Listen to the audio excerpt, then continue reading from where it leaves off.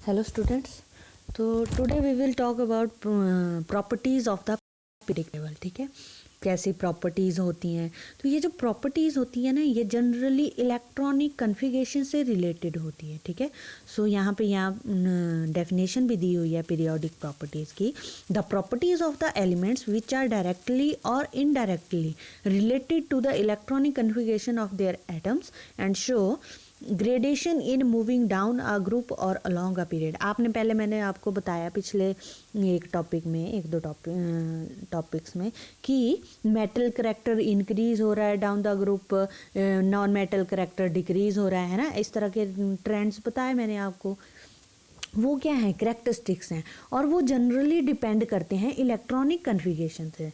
ठीक है, इसीलिए जो हैं प्रॉपर्टीज़ जो हैं एलिमेंट्स की, वो डायरेक्टली और इनडायरेक्टली रिलेट करती हैं इलेक्ट्रॉनिक कन्फिगरेशन से। जैसे जैसे इलेक्ट्रॉनिक कन्फिगरेशन चेंज होती जाती है, उसी तरह से पीरियोडिक जो प्रॉपर्टीज़ होती हैं वो भी चेंज हो जाती हैं, यानी कि करेक्टरिस्टिक्स जो हैं वो चेंज होते जाते हैं। ठीक है, तो कुछ फिजिकल प्रॉपर्टीज़ ले लेते हैं हम जो इन पीरियोडिक टेबल में यूज़ होती हैं, जैसे कि atomic radii and ionic radii, ionization enthalpy, electron gain enthalpy, electron activity, valence और वैलेंसी। ठीक है, तो हम आज पहले एटॉमिक रेडियाई की बात करेंगे। उसमें भी कुछ दो कंसेप्ट के जो हैं पहले वो पढ़ेंगे, फिर हम धीरे धीरे करके चलेंगे ताकि आपको ईजिली समझ आ जाए। ठीक है, तो फर्स्ट है एटॉमिक रेडियाई। एटॉमिक रेडियाई आपने पढ़ा था कि क्या होता है। ये आपने न्यूक्लियस बनाया बीच में, ठीक है, और ये बाहर के शेल हैं। आपने छोटी क्लासेस में इस तरह से पढ़ा होगा कि यहाँ पे एक इलेक्ट्रॉन प्रेजेंट है। न्यूक्लियस से इलेक्ट्रॉन के बीच के डिस्टेंस को आप क्या बोलते थे, बाहर वाले आउटर मोस्ट शेल में प्रेजेंट इलेक्ट्रॉन को के बीच के डिस्टेंस को आप क्या बोलते थे, और एटॉमिक रेडियाई बोलते थे। बट अब हमने बताया कि इलेक्ट्रॉन क्या है, वेव है, इस तरह की वेव है। तो इसकी बाउंड्री तो डिफाइन कर नहीं सकते हम इलेक्ट्रॉन की, है ना। क्यों? क्योंकि ये वेव है। अब इस एटम की हम बाउंड्री डिसाइड नहीं कर सकते, तो हम ये इसके बीच का डिस्टेंस कैसे बताएंगे। यहाँ पे कुछ और होगा, यहाँ पे कुछ और होगा, यहाँ कुछ और होगा। वेव है ना, इलेक्ट्रॉन एक तरह की वेव है, इस तरह से। ठीक है, तो हम डिस्टेंस तो बता नहीं सकते कि कैसे बताएं ये डिस्टेंस। तो उसके लिए हमने फिर क्या किया, कुछ बॉन्डेड एटम को लिया यहाँ पे कंसेप्ट, यानी कि बॉन्ड जिनके बीच में बना हुआ है उसको कंसेप्ट को लेके हमने जो है एटॉमिक रेडियाई को निकालने की कोशिश की कि एटॉमिक रेडियाई को हम कैसे मेज़र करेंगे बॉन्डेड एटम से। तो अब यहाँ पे डेफिनेशन फिर चेंज हो जाएगी। ओके, तो फर्स्ट है कोवेलेंट रेडियस। ठीक है, यहाँ पे लिखा भी हुआ है, देखो, this it is not possible to measure the absolute value of the atomic radius of an element. क्यों? क्योंकि वो वेव है, इलेक्ट्रॉन क्या है, वेव है, इसलिए उसकी एब्सोल्यूट वैल्यू एटॉमिक रेडियस की हम पता नहीं लगा सकते। इसलिए हमने इनको 3 डिफरेंट वे से एक्सप्रेस करने की कोशिश की है, 3 या 4। फर्स्ट है कोवेलेंट रेडियस। अब कोवेलेंट रेडियस कैसे मेज़र करेंगे हम। अब आपको पता है कोवेलेंट बॉन्ड कैसे बनता है, ये यहाँ पे शो भी किया हुआ है, इलेक्ट्रॉन की शेयरिंग से या ओवरलैपिंग से, है ना। ये यहाँ पे ओवरलैप कर रहा है ये, ओके, ये एटम दूसरे एटम को ओवरलैप कर रहा है। इन दोनों के न्यूक्लियस के बीच के डिस्टेंस को हम क्या बोलेंगे, इंटर न्यूक्लियर डिस्टेंस। क्या बोलेंगे, इंटर न्यूक्लियर डिस्टेंस। ठीक है, फिर हमें एटॉमिक रेडियस निकालनी होगी, तो इन दोनों के इंटर न्यूक्लियर डिस्टेंस को हम डिवाइड कर देंगे 2 से। ठीक है, ये फॉर्मूला भी दिया हुआ है यहाँ पे कोवेलेंट रेडियस निकालने का। Inter nuclear distance in the bonded atom divided by 2।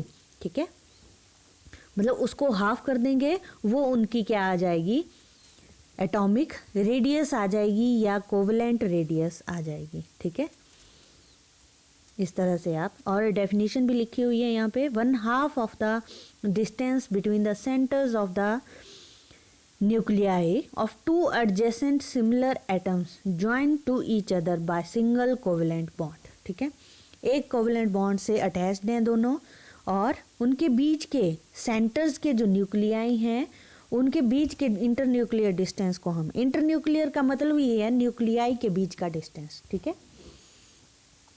तो यहाँ पे एग्जाम्पल भी दिए हुए हैं, जैसे हाइड्रोजन हाइड्रोजन का जो बॉन्ड है 3 पॉइंट इस फिगर में शो किया हुआ है ना, तो वो है 37 पिकोमीटर कोवेलेंट रेडियस अगर निकालनी हो। 74 है ना, तो उसको 2 से डिवाइड कर दिया, क्या निकला 37। उसी तरह से क्लोरीन क्लोरीन का, ये हम ना होमो एटॉमिक मॉलिक्यूल्स की बात कर रहे हैं, यानी कि जो दोनों एटम अटैच हुए हैं आपस में वो दोनों क्या हैं, सिमिलर हैं, ठीक है। क्लोरीन क्लोरीन के बीच में 99 पिकोमीटर, कार्बन कार्बन के बीच में 77 पिकोमीटर, ठीक है। ये हम सिर्फ सिंगल बॉन्ड की बात कर रहे हैं, कार्बन कार्बन में डबल बॉन्ड भी होते हैं, ट्रिपल बॉन्ड भी होते हैं, तो उसकी बात नहीं कर रहे हैं, सिर्फ सिंगल कोवेलेंट बॉन्ड की बात कर रहे हैं। ओके, नेक्स्ट है वंडरवॉल्स रेडियस। वंडरवॉल रेडियस क्या होती है, मॉलिक्यूल्स, यहाँ पे पहले हमने एटम की बात की, अब यहाँ पे हम मॉलिक्यूल्स की बात करेंगे, यानी कि कोई एक मॉलिक्यूल जिसमें 2 एटम्स प्रेजेंट हैं ए बी, और कोई एक मॉलिक्यूल और जिसमें 2 एटम्स प्रेजेंट है। मॉलिक्यूल कैसे बनता है, एटम्स को मिलके, है ना। अब इन मॉलिक्यूल्स के बीच के डिस्टेंस को हम क्या बोलेंगे, वंडरवॉल रेडियस, ठीक है। और ये डिस्टेंस कैसे आएगा कि ये मॉलिक्यूल्स जो हैं जनरली एक दूसरे को अट्रैक्ट कर देते हैं थोड़ा सा, ठीक है। उस अट्रैक्शन की वजह से ये क्या आ जाते हैं, क्लोज आ जाते हैं एक दूसरे के। जब ये क्लोज आ जाते हैं तो इनके बीच का डिस्टेंस कम होने लग जाता है और ये बॉन्ड की तरह एक बॉन्ड फॉर्म करने स्टार्ट कर देते हैं। बॉन्ड तो नहीं बनता है बट क्लोजली अटैच हो जाते हैं एक दूसरे के साथ। तो फिर उस टाइम पे जब ये पूरी तरह से क्लोज आ जाएंगे, जितना ये आ सकते हैं या जितना ये अट्रैक्ट कर सकते हैं, तब उनके बीच का जो डिस्टेंस रह जाएगा उसको हम वंडरवॉल रेडियस बोलेंगे, ठीक है। ये देखो यहाँ पे शो भी किया हुआ है, ये एक मॉलिक्यूल है, ये एक मॉलिक्यूल है। अब इनके न्यूक्लियाई के बीच के डिस्टेंस को यहाँ पे बीच में फिर हाफ कर दिया, ओके। तो ये है internuclear distance, van der Waals radii, okay. यहाँ पे लिखी हुई हुई है डेफिनेशन भी, half of the internuclear distance between 2 similar adjacent atoms belonging to the 2 neighboring molecules of the same substance in the solid state।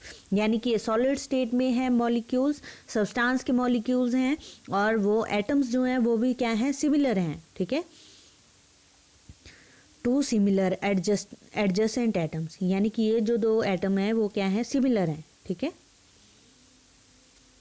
और इस तरह से यहाँ पे वंडरवॉल रेडियस भी बताई हुई है, ठीक है। ये देखो यहाँ पे van der Waals radius of chlorine is 180 picometre while its covalent radius is 99 picometre, ठीक है। Similarly, the van der Waals radius of hydrogen is 120 picometer while its covalent radius is 37 picometer, ठीक है। कोवेलेंट कैसे आ रही है, ओवरलैपिंग से, और वंडरवॉल सिर्फ क्लोजली इंटरेक्शन आ रही है, closely attracted and toward each other. ये 2 रेडियस हमने आज की, और इसको भी हम हाफ करेंगे, फिर वैसे निकालेंगे, उनके बीच का डिस्टेंस देख लेंगे और उसको हाफ कर देंगे, वो हमारे पास क्या आ जाएगी, वंडरवॉल रेडियस आ जाएगी। Okay, that's all about today. Okay, thank you.